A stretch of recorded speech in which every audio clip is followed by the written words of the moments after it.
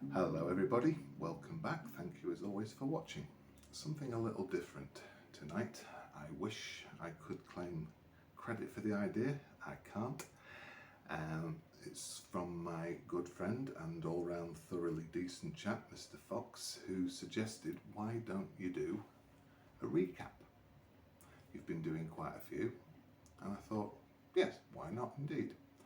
This is now the 20th one, and so just going to spend a little time going back over what I've done in the previous 19. I started out by talking about trying to understand why I got into playing the bass in the first place, and still maybe not got to the bottom of that one. And then what equipment you would need to get started, and that obviously still stays the same. You need the guitar, the amp, and in that second one I introduced my little R2D2 PV amp, and I mention that one now because I can't lift it over, it's plugged in and the lead's very short, but later on in this I've got some very interesting news as regards amps. So if you want to see what my little PV one looked like, then that appeared for the first time in episode 2. Then you need the lead to plug your guitar into the amp, and finally you need the strap to take the weight of the guitar so that your hands are free just to play the thing. Having done that, I then went through a very exciting time where I got delivery of my new guitar, which has been with me ever since, and I have to say I absolutely love it. I have done since the day I started playing, and I do, even though I've only had it probably 2 and a bit months now, I already feel as though I'm playing slightly better since I started playing this compared to how I played on the old Squier that I had. The neck on this one is infinitesimally thinner, and therefore with my short stubby fingers it's easier to play around a bit quicker. And just, I guess the new strings, the quality of the instrument is higher. It all goes together to just becoming a better player over time, and I loved it from the second I got it, and I still do. Having unboxed that and introduced it and done a quick comparison with the Squier, I eventually got round to playing the thing after about 6 goes. And we looked at, first of all, always of course make sure you're in tune, so you get yourself a little headstock tuner, plug it in, and that tells you that your strings are tuned into E, A, D, and G. And then talking about the technique of how you're hitting the strings, firstly with your right hand is, your arm is resting on the rim of the bass, and your right hand is hanging limp, not tense at all, and your right 2 index and middle fingers just walking and hitting through the strings rather than not plucking upwards.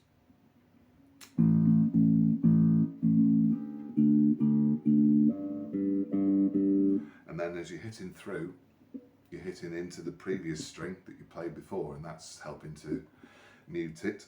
And also your thumb position, trying to develop that floating thumb. So as you move down the strings, your thumb is resting against the string. Maybe if you know you're not going to be using the bottom string for a while, sometimes my thumb is resting on the top of the bottom string. But generally your thumb is helping you to kill the heavy vibrations that a bass guitar generates, far more so than a lead guitar. Then we got on to talking about playing with the left hand on the frets, and how, let's say we start off on the low string, the E, if we then go fret 1 F, F sharp, G, G sharp, and we arrive at A, which is of course the same as the open string of the A string on the second one. and that applies all the way up. You get to fret 5 there, that's a D, same as the open. Fret 5 of the D is a G, which is the same as the open.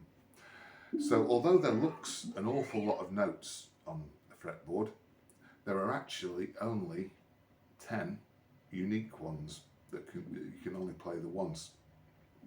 That's on your first 5 on the bottom string: E, F, F sharp, G, G sharp, and then starting at fret 15 on the top, fret 16 on the top string, A sharp, B, C, C sharp, and D. And believe you me, you will never use those. The rest of the notes on all the other strings and frets repeat at least once, and quite often 2, 3, 4 times. So there isn't as much to learn as it first appears. Keep that rule of 12 in mind, because 12 notes makes the octave when you add all the full tones and the half tones together. So if we were playing an E, and then we go up to fret 12 on the E string, which is helpfully marked by the double dots rather than the single, we get the octave of the E. Or what we can also do is, if we counted 5 frets up the first string, which means that we could have then transferred onto the second one and played the same note. If we go 7 frets up the second one, we get the octave again, and so on and so on and so on. Went through all that, and then we finally got round to introducing our first song in week 10, where we did Black Star Dancing, all that one, and that was really good to get us counting 4 beats in a bar, which is, hadn't really talked about that principle before too much, and also good fret transfer technique, where although we're moving from second string down to the third, we're not actually taking our finger, we're letting the string up, but we're not taking the finger away from it altogether, so it kills the previous note as you move on to the new one. We went all the way through Black Star Dancing. Then we went back to a bit of theory and talked about the major and minor scales, and how instead of the obvious way, if you're new, is that you would just select a string and travel all the way up from A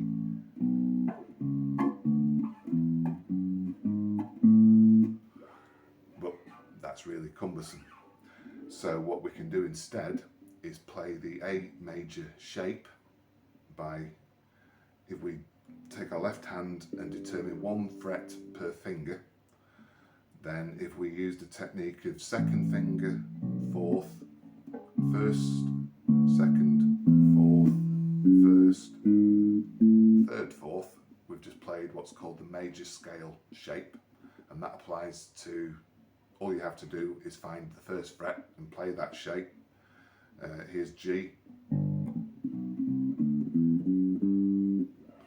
and so on and so on.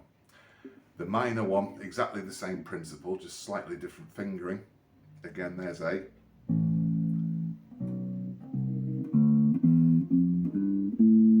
So this time we would play 1, 3, 4, 1, 3, 4, 1, 3. And again, that applies anywhere on the board. Keep working at those, concentrating on your right hand technique, making a good clean transfer on your left hand, and gradually increasing your stretch as well, which is very important, because it will mean that you can play your scales quicker if you can make the stretch over all 4 frets with 4 fingers instead of having to move your hand around. Then more recently we looked at an alternative scale, the pentatonic scales, which misses out two of those notes that we've just played to just make a scale of 5 notes, with the 6th note being the what's called the octave of the original root note.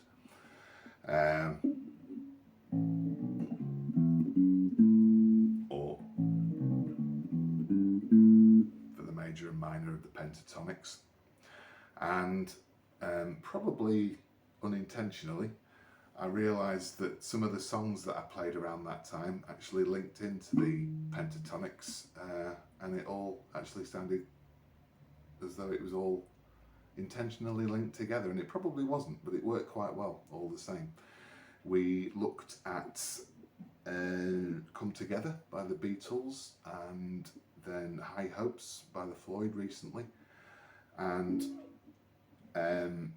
all of it has been played on my little R2D2 amp, which I'm sure you can hear, even playing just this little couple of notes right now, is fuzzing away like a good one because the speaker appears to be shot on it. And while some of it is definitely me and my poor technique, some of it is down to the amp. So what I'm going to do here is just play you a little riff, because I've got something new to introduce in a second. Here's a riff I love playing. This is from Time by Floyd.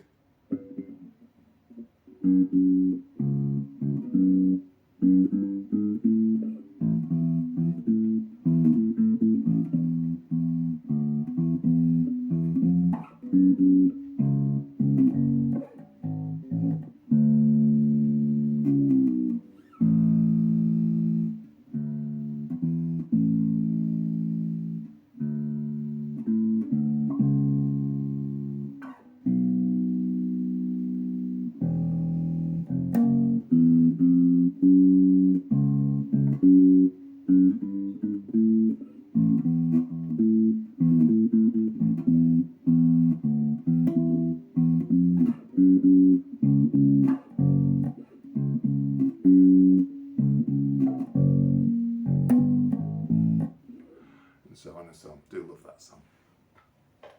One of the songs I had to learn. I'd spent a lot of time. It was probably the most complicated song I'd learned at the time, and I was really pleased when I got that one down, because I do like it. Now, keep that tone in mind. Do bear with me 1 second. Just put my guitar to one side, and yes, Gaz, I am using the stand. Good recommendation that. Now, while I was able to hold up the PV in front of the screen and look like it was effortless, which it is because it's just a little box of tricks, this won't look quite as effortless.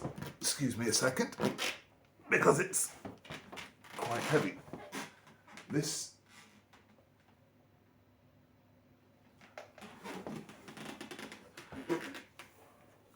That is, wow, that is another PV amp.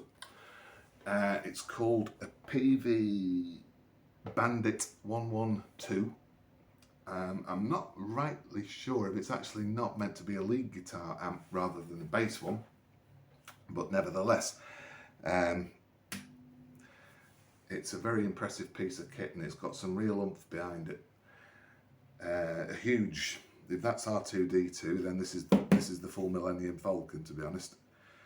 And Gary has very kindly given me a lend of this for a while, and it's my full intention, next time out I'm going to do a song, and Baby Peavy will be playing the music through my MP3 player, and Major Peavy will be doing the bass. But just keep that tone in mind that we did before. I'm just going to take the lead out of that one, put it in here. Amp is already switched on. I do hope you can hear the difference in this on the phone, because the difference in the quality of tone is just wonderful.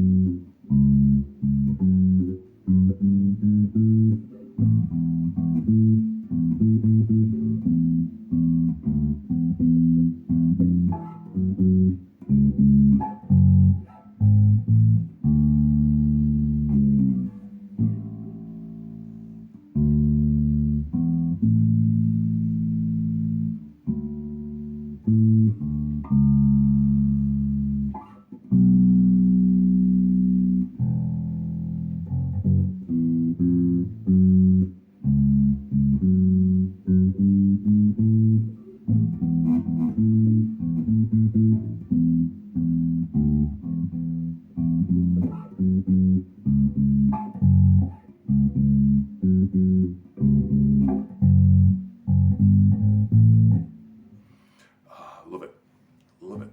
Great tone to that.